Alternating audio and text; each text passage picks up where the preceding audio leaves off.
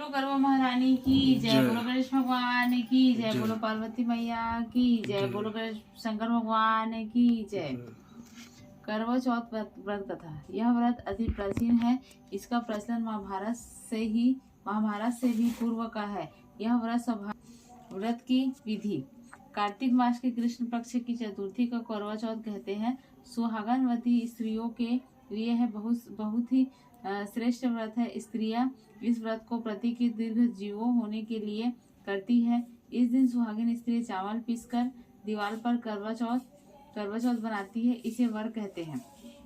इस करवा चौथ में पति के अनेक रूप बनाए जाते हैं तथा सुहाग की वस्तुएं जैसे चूड़ी, बिंदी, बिछुआ, मेहंदी और महावर आदि के साथ साथ दूध देने वाली गाय, करवा बेचने वाली कुम्हारी, महावर लगाने वाली नाई, चूड़ी बनाने वाली मनिहारी, 7 भाई और इसकी इकलौती बहन सूर्य, चंद्रमा, गौरा और पार्वती आदि देवी देवताओं के भी चित्र बनाए जाते हैं। सुहागिन स्त्रियों को इस दिन निर्जल व्रत रखना चाहिए। रात्रि को जब चंद्रमा निकल जाए तब इसे अर्घ देकर भोजन करना चाहिए। पीली मिट्टी की गौरा बनाकर उसकी पूजा करनी चाहिए।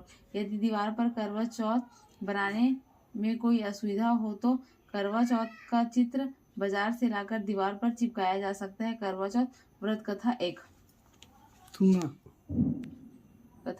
एक साहूकार था जिसके 7 बेटे और 1 बेटी थी। सातों भाई व बहन एक साथ बैठकर भोजन करते थे। एक दिन कार्तिक की चौथ का व्रत आया तो भाई बोला कि बहन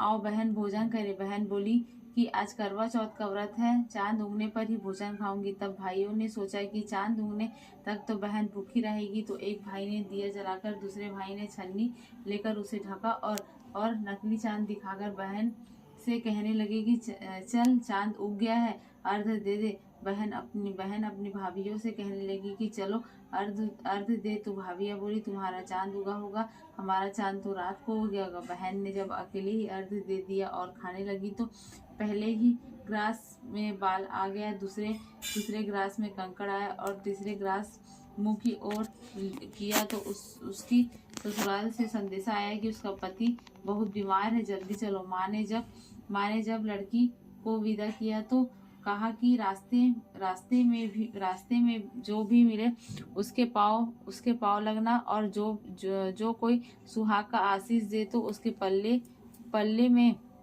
पल्ले में गांठ लगाकर उसे 1 रुपए देना। बहन जब भाइयों से विदा हुई तो रास्ते में जो भी मिला उसे यही आशीष दी कि तुम 7 भाइयों की बहन, तुम्हारे भाई सुखी रहे और तमु उनका सुख देखो। सुहाग का आशीष किसी ने भी नहीं दिया। जब वह ससुराल पहुंची तो दरवाजे पर उसकी छोटी ननद खड़ी थी। वह उसके भी पांव लगी तो उसने कहा कि सुहागी रहो, सपूती हो। तो उसने यह सुनकर पल्ले में गांठ बांध दी और ननद को सोने का सिक्का दिया। तब भीतर गई तो सास ने कहा कि पति धरती पर खड़ा है, तो वह उसके पास जाकर उसकी सेवा करने के लिए बैठ गई।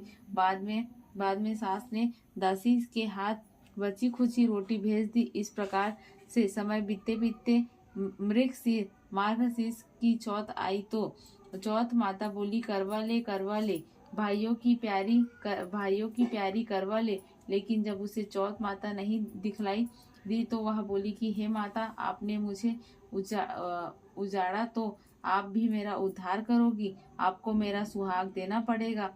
तब उस चौथ माता ने बताया कि पौष की चौथ आएगी, वह मेरे से बड़ी है, उसे ही सब कहना, वही तुम्हारा सुहाग वापस देगी। पौष की चौथ आकर चली गई, माघ की चली गई, फागुन की चली गई, चैत बैसाख जेठ आषाढ़ और सावन भादो की सभी चौथ आई और वह आकर चली गई कि आगे वाली को कहना। असोज की चौथ आई तो उसने बताया कि तुम पर कार्तिक की चौथ नाराज है, उसी ने तुम्हारा सुहाग लिया है, वही वापस कर सकती है।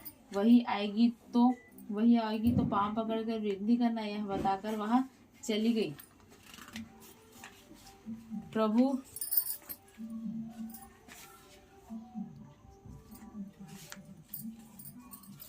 बताकर चली गई। जब कार्तिक की चौथ आई तो वह गुस्से में बोली, भाइयों की प्यारी करवा ले, दिन में चांद उगानी करवा ले, व्रत खंडन करने वाली करवा ले, सुखी करवा ले। तो यह सुनकर वह चौथ माता को देखकर उसके पाँव पकड़कर गिड़गिड़ाने लगी, हे चौथ माता, मेरा सुहाग तुम्हारे हाथों में है, आप ही मुझे सुहागिन करे। तो माता बोली, पापीन हत्यारी, मेरे पाँव पकड़ कर क्यों बैठ गई? जब वह बोली कि जो मुझसे भूल हुई उसे क्षमा कर दो, अब भूल नहीं करूंगी। तो चौथ माता ने प्रसन्न होकर आंखों में काजल, नाखूनों में से मेहंदी और टीके में से रोली लेकर छोटी उंगली से उसके आदमी का छींटा दिया तो वह उठकर बैठ गया और बोला कि आज मैं बहुत सोए। वह बोली, क्या सोए? मुझे तो बाहर 12 महीने से गए, अब जाकर चौथ माता ने मेरा सुहाग लौटाया। तब उसने कहा कि जल्दी से माता का पूजन करो। जब चौथ की कहानी सुनी, करवा का पूजन किया तो प्रसाद खाकर दोनों पति पत्नी चौसठ खेलने बैठ गए।